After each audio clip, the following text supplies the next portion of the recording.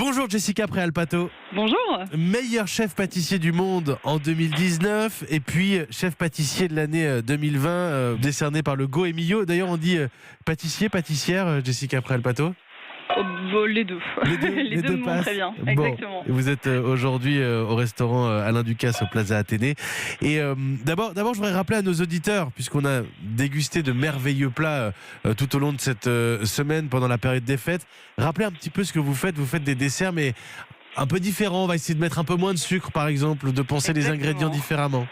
Exactement, on fait des desserts très cuisinés et voilà, le sucre on l'utilise un petit peu comme un assaisonnement, donc c'est vrai que c'est pas notre base de prédilection, mais plutôt le fruit de saison et voilà, à la bonne température au bon moment, et on arrive à avoir du sucre naturel dans les fruits, donc c'est plutôt intéressant de travailler comme ça et très cuisiné. Alors tous mes invités du monde de l'alimentation en général, des commerçants jusqu'aux restaurateurs, je leur demande si maintenant qu'on est arrivé au 3 janvier, on est plus en mode détox ou si on continue la fête encore quelques jours.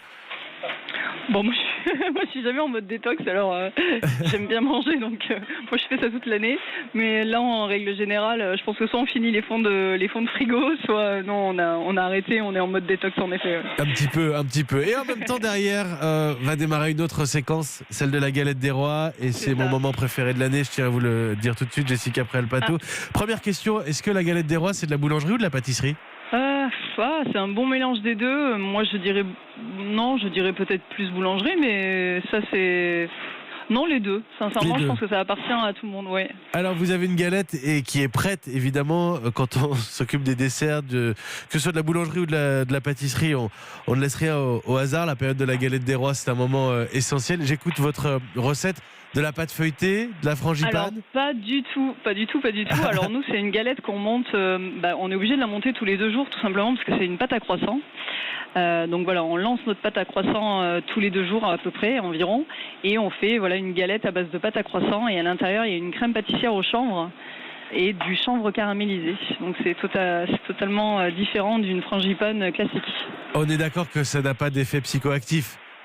Pas du tout. Quand vous me parlez d'une galette au chanvre, on est sur une galette au chanvre caramélisé. Voilà, chanvre caramélisé. Ensuite, on a une crème pâtissière au chanvre. On a fait une crème d'amande mais au chanvre.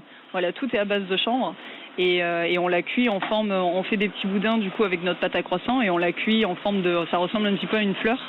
Voilà, mais c'est pas du tout une galette classique, c'est vraiment une galette pas revisitée, mais on n'avait pas envie de mettre du feuilletage qui pour nous est un petit peu peut-être trop gras et trop tassé. On avait vraiment envie d'avoir une pâte très aérienne, et c'est vrai que la pâte à croissant s'y prête parfaitement bien.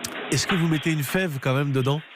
Oui, on a une fève cette année qui est en argent, et donc en fonction de la chance que vous avez, on a aussi fait des fèves en or.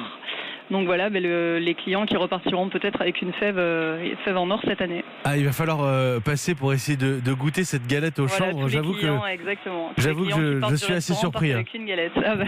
Mais bon, si on peut avoir la galette au chanvre et la fève en or, écoutez, pourquoi pas. Qu'est-ce qu'on vous souhaite pour 2020, Jessica Préalpato ? De dormir, parce que je vous avoue qu'avec ma fille, les nuits sont courtes, donc voilà. Non, mais sinon, voilà, continuer à avoir de belles idées pour créer de bons desserts, et c'est tout.